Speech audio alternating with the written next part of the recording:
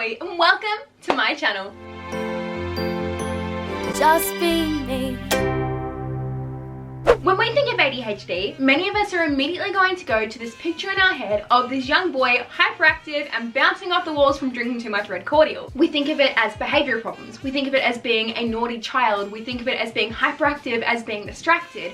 But with all of these ideas in our heads, with all of these stigmas and stereotypes and ideas that we have of male children characterized ADHD traits, it can be really, really difficult for us to understand and to know what ADHD traits are and what symptoms we may have as an ADHD adult. October is ADHD Awareness Month, so for today's video, I wanted to talk about 10 different ADHD traits in adults. Before I get started, let me introduce you to this week's sponsor, Squarespace. I've done 2 for them already, and they came back for more. I'm not doing too bad. Let's go. I've spoken about Squarespace a few times now, and for good reason. As a blogger and a small business owner and a shop owner, my website is a huge part of my online identity and something that is incredibly important to me. Squarespace gives me the ability to create a website that is not just beautiful and aesthetic and completely me, but also super, super easy to use both on the back end as a creator of a website and as a website owner, and on the front end for visitors of my website. Every single thing about Squarespace is the best that I have ever used. I've used multiple different website hosting platforms over my time as a blogger and a YouTuber and whatever else it has been in my little entrepreneurial expectations and adventures. However, none of them have ever done anything like Squarespace has. Squarespace's commerce system is the best that I have ever used, both from the back end as being able to build a shop and put all of my stuff in, and from the front end as a visitor and as a potential buyer. Its blogging system is absolutely incredible, super easy to use, and also involves a liking and commenting sort of system, and overall it is just the most accessible, easy to use, beautifully designed website. Whether you want to start up your own small business, whether you want to have your own website, you want to share your art, you want to make a blog about your dog, I don't know, Squarespace is the system for you, and it has got a million different templates for you to be able to use to be able to create a website of whatever it is that you want. If you want to check out Squarespace, make sure to check out the link down in my bio, down in my first comment, and you can get 10% off your Squarespace. Thank you so much to Squarespace for sponsoring this video. Now let's get on to 10 ADHD traits in adults. Now I'm the king of the swingers, oh, the jungle VIP. I've reached the top and had to stop, and that's what's bothering me. Number 1. Trouble with organization. Trouble with organization is a key diagnostic criteria for ADHD. As a child, this may look like a messy school bag, a messy locker, messy schoolwork, basically just messiness or forgetting to do things. The amount of times that I completely forgot to do homework, that I completely forgot to bring home forms or bring in forms is uncountable. I can't count that high. I'm not very good at math, but I can't count that high anyway. For an adult, this difficulty remains, but instead of forgetting to do schoolwork, it may look instead like forgetting to do important things like your actual work. This can also look like forgetting to pay bills, forgetting where you left your car keys or your wallet, and of course, messy workspaces. The struggles with ADHD and organization are amplified within adulthood because of all of these things that we have to do consistently, because of all of these expectations that are on us. This is due to a little thing that we like called executive functioning, which is a little part of our neurological process that helps our ability to analyze, organize, and prioritize. Number 2, prioritizing issues.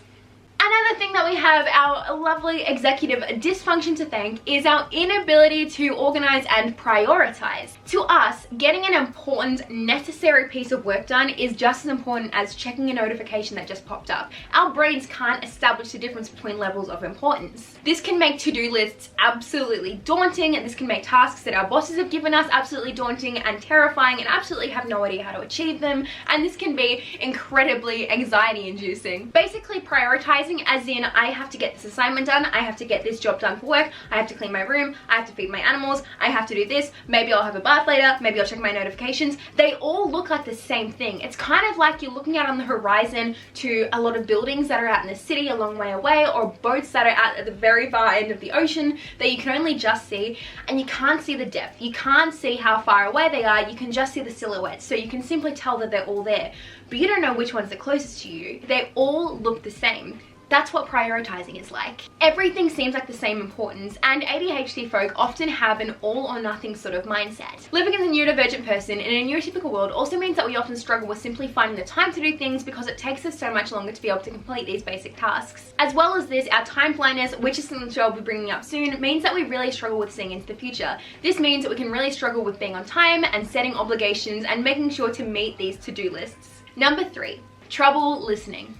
ADHD folk often can really struggle with listening. It doesn't mean that we're a bad person. It doesn't mean that we're a bad friend. It doesn't mean that we don't want to listen to you. Our brains are so overactive, and we often struggle with concentration, and we have rapid fire speech. When we are able to contain our words and let others speak, our consistent thoughts means that it can be really, really difficult to focus on just one thing of what one person is saying. I'll hear someone speaking and I'll be thinking a million things in my own mind, and I'll hear something over here and I'll see something over here, which can mean that I can be missing key and important things of a person's conversation. This can obviously cause strain in friendships, as well as missing out on important cues and information with work and tasks. Number 4, taking a long time to complete work-related tasks.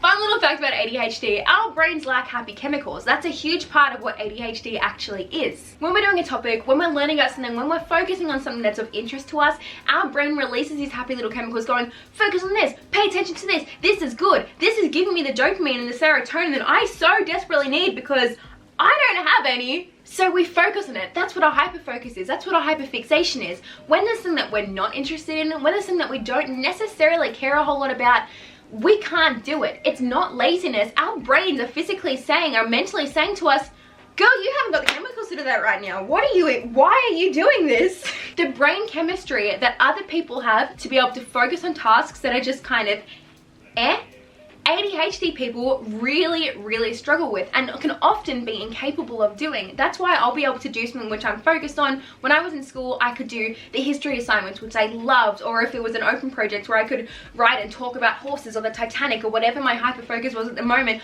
I could do that and I would have my work in that same day. I would not eat or sleep or breathe until I had done that thing. However, if it was a math assignment, if it was a German assignment because I hated learning language, if it was anything that I wasn't interested in, it wasn't going to get done. It simply wasn't. It's gone from my head because my brain was telling me, you don't have the chemicals to do that. You cannot do that right now. And I was like, fair enough. Time to go learn about the Titanic instead. This, along with our time management issues, all thanks to executive function, can mean that we really, really struggle with completing these work-related tasks, which can obviously make a workplace environment incredibly stressful. Number 5, rejection dysphoria.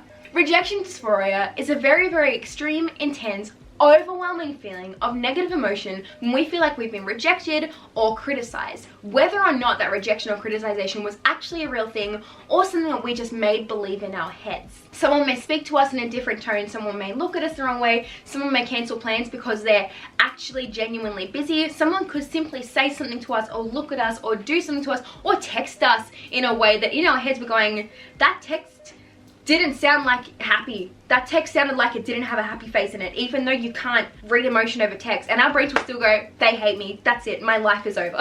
This means that those of us with ADHD will often compromise for this rejection dysphoria by becoming people pleasers, by becoming overachievers, and by becoming perfectionists. This means that those with ADHD that also have rejection dysphoria, which can be its own diagnosis as well, often have extreme levels of anxiety and can also suffer from depression. Number 6, outbursts. People with ADHD often have an all or nothing mindset, and this stems into our emotions as well. Our poor working memory means that emotions can feel endless and extreme. Like when we're feeling something, that is the only thing that exists in the world. Like when we're feeling happy, only happiness exists. Like when we're feeling sad, the entire world is against us. We feel everything on a deeper level than what most neurotypical people do because of the way that our brains are wired, and this means that emotional outbursts can be common. This can be emotional outbursts as in crying excessively, this can be emotional outbursts as in becoming angry easily. Number 7, reckless driving. If I had $1 for every single time I crashed my car, I'd probably have about $7, like in 2 years. That's not a lot of money, but that's a lot of times to crash a car.